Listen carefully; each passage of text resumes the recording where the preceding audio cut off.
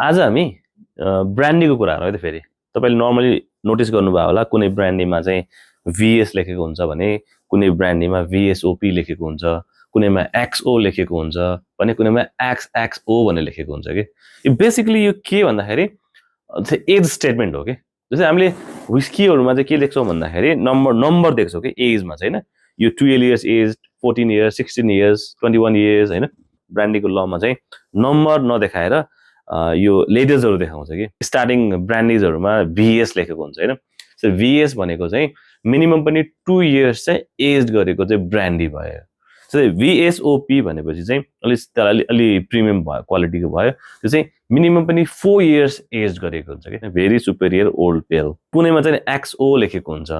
त्यो भनेको extra old भन्छ त्यसलाई XO भएको मतलब हैन XO भनेको चाहिँ मिनिमम पनि 10 इयर्स एज गरेको चाहिँ ब्रान्डी भयो के पछिल्लो समयमा आएको चाहिँ XXO भन्छ हैन XXO भन्नाले चाहिँ मिनिमम पनि 14 इयर्स चाहिँ त्यसलाई त्यो ब्रान्डलाई एज गरेको हुन्छ के सो नेक्स्ट टाइम चाहिँ तपाईले चाहिँ ब्रान्डी किन्दाखेरि याद गर्नु है त